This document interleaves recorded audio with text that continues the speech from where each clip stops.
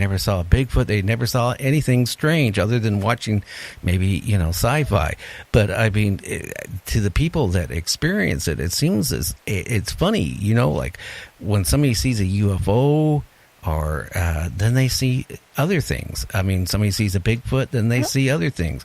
If you see a ghost, in your house or somewhere, it seems like I don't know, you're more in tune to it, and that you see other things. Well, and it might be that some people have a certain skill set, like an unusual set of circumstances in which they're better at perceiving things that other people aren't. I mean, me being psychic, having encounters with ghosts all my life, and that my psychic skill is reading objects, which I dug up objects as a child. I was exposed to it a lot. I've had these alien encounters, which are quite exceptionally unusual. I've seen a Bigfoot. You name it. It seems like for some reason, I just am better at perceiving things that may be there all the time, but other people don't see. That's the whole point. They don't. Yeah. I could get into where I worked in Tacoma in a building. I think I told you that when you were on the show last time. The building was built in the 1870s.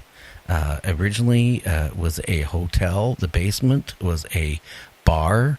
It was off the where the ships would come in, the sailors would come in, and actually the hotel was a brothel. And a couple women got murdered in there, and it was a couple people, because I researched this. A couple people got killed in the bar, during its time in existence.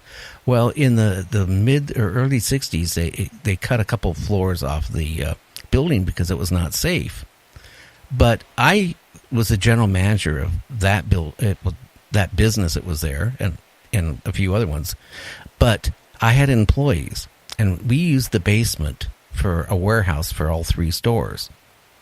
And my employees wouldn't go down the basement. I mean, I had all kinds of employees during the 13, 14 years I was there.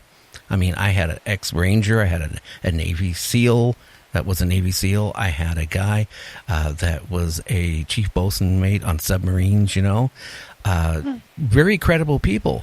Well, you know what? They'd be working there for a month or two or a week or so in some cases. And they would say, I'm not going in that basement anymore. And I go, why? And I always say the same question. I know what they were going to say. They came back and they always say, something's going on. It's haunted. Well, I was there for many years, but I very seldom ever had to go to the basement. I was the boss. I never encountered it to one time. One of my employees absolutely refused to go down to the basement to get something for a customer. So I end up going down there, and I smelled lilac. I mean, it was a weird temperature there anyway. It was probably in the mid-60s temperature, but it went ice cold. I smelled lilac. I took another step. The smell went away. I should have been smelling the sewer, because the basement actually even went under the main street a ways, and you could see the sewer pipes.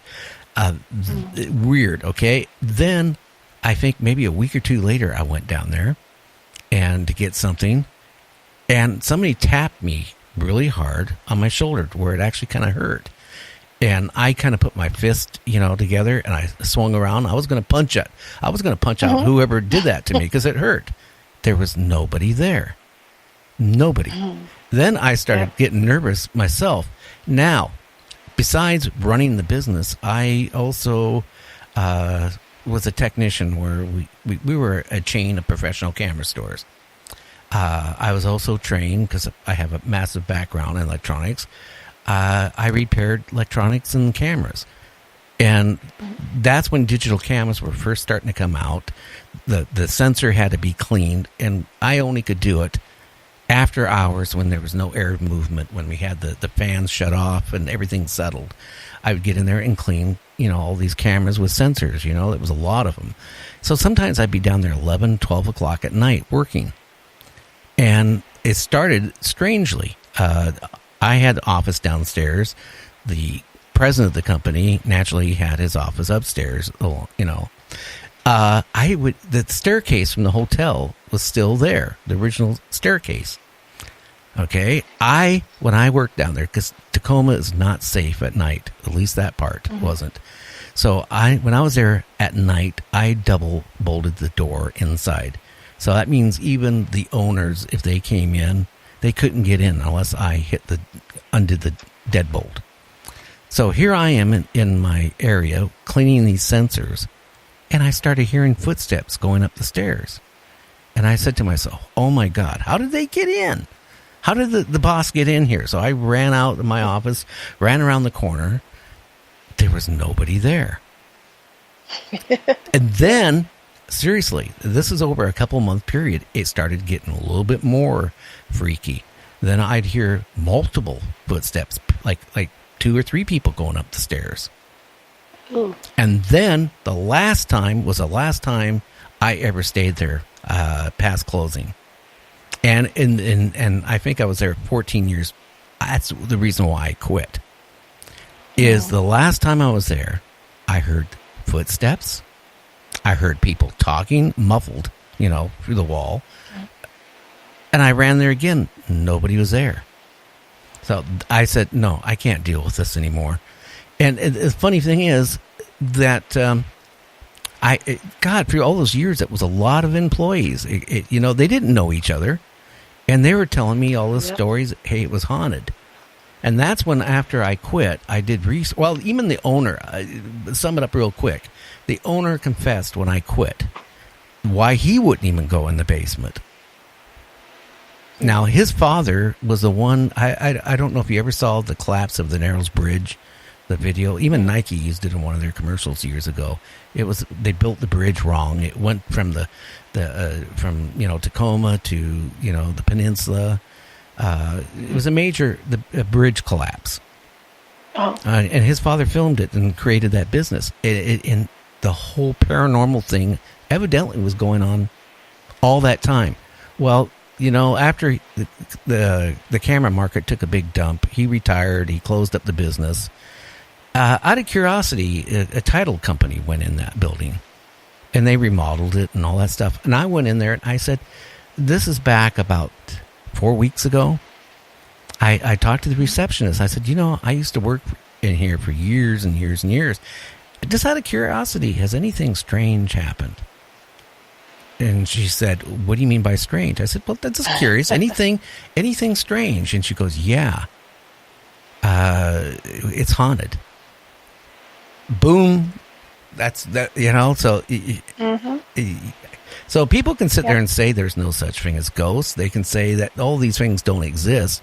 There's things out there. And like I said, you can perceive all this stuff where a lot of people can't. I think we all have a little psychic ability, but we just don't know how to use it. And, and put it this way. I mean, I ran into a Bigfoot. I ran into this. I ran into what my father went through. I mean, it's been enough in my life where, I do feel there's a lot of things we just can't, explain how it's going on and what's making it go on. And, all I can think about is those women that were murdered, in, the brothel upstairs. Maybe they were taking their, guests to their room, I don't know. Is this real weird? Exactly. Yeah, it's all those variables that make me wonder, what are the conditions at which, a regular person can perceive the time that a person's most likely, that isn't psychic, most likely to run into a ghost is when they lose a family member and they get a visitation. And the visitation almost every time happens when they're in the alpha state, when you're falling asleep or waking up. And it is the one time your mind would be the most open and perceptive without your conscious mind forcing its reality on you. So you just let things come and go. If you've ever been hypnotized, you know what that's like. You're suspended. And, a phone could ring and you hear the sound, but you don't think to yourself, who's going to answer that? Because you're in a very different state of mind. Oh, yeah. I will tell you this one experience. I have shared this only once before. But, when I was living in Tacoma, my daughter had a boyfriend. And I found out, my daughter came up to me and said, hey, and to my wife said, hey, he's been beating me. I can't take it anymore. So I got upset, and I called the Tacoma police. They sent out 2 police officers. One was a rookie, and one was an experienced officer. And the experienced one got in the car and was looking for her boyfriend. And my daughter tells me that, and the police officer, the rookie, that he had a gun. Well, right after she says that, I look out the front room window. I see her boyfriend coming from the alley, heading towards our house. Well, the police officer tells me to, open up the door, and then he'll take care of it from there. And I open up the door, and I said, "Hi, Stan." And then all of a sudden, here's the cop, right? Telling him, get down, on the ground. Well, he took off running. Well, we had an alley right next to their house. And as he took off running, I walked to the alley. The story, bluntly, is he got shot in the head. Now, he did have a gun, and I guess he grabbed for it. And, the police officer did what he thought was right. But that night, and I swear to God, this is true, that night I went to bed, but I was not asleep. All of a sudden, he's standing by the side of the bed. Yeah. I sit up. I run into that. I sat up in the bed. And he's telling me, he's forgiving me, that he shouldn't have the gun, that he's sorry, and all this stuff, and he's talking to me, and we're actually talking. And, my wife was half awake, and she goes, "Hey, go back to bed. That happened the second night in a row, a second time. So I am now freaked out like you wouldn't believe. So he was Muckleshoot tribe member, Indian. I call up the tribe, and they didn't have a medicine man, but they had a medicine woman. And they did a cleansing of the house with a feather and some other stuff. And then he never came back after that. Wow. And after talking to the medicine woman, she said that he was there. And to this day, I was talking to him. And I don't care if anybody believes me or not. But when you go through, like, some of these experiences I have, just like what you've gone through growing up, it changes you a lot. Yeah. Yeah, it's another experience, but because it's extraordinary, it kind of sets you apart in a way. Oh, yeah. And the main thing, when he forgave me, maybe I needed that. Maybe it was all psychological. I don't know. But, it was really scary. Really scary to see somebody, and when he was standing there, he didn't have a hole through his head, because when he got shot, he didn't have half of his head was gone, and he was fully intact. But it was such, it was, I don't know. Have you ever run across any things like that with any people you've interviewed or anything like that? Well, I had something kind of like that. When I was married, we lived right beside the freeway. In fact, the freeway was so noisy, I put up a big stink and made a lot of publicity and basically forced our auto division to kind of come out here and build a wall. So they built a soundproof wall, and it helped a little bit. But we were so close to the freeway. And one night, I was laying there in bed, and I was getting ready to doze off, and I heard sirens in the distance, and then they got closer, and I realized, probably a crash on the highway. It happens all the time.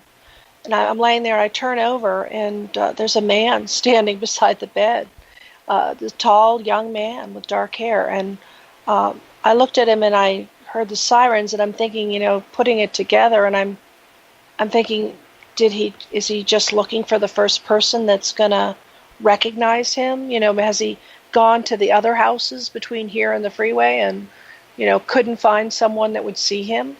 But I just looked right at him, and I didn't say anything out loud, but my thought was, please go back to where you came from, go back to the highway, and that's where you're going to find what you need to find. And he literally walked right through the wall, just walked straight ahead toward the highway. And the next day, I found out that a young man had died on the freeway that night. So,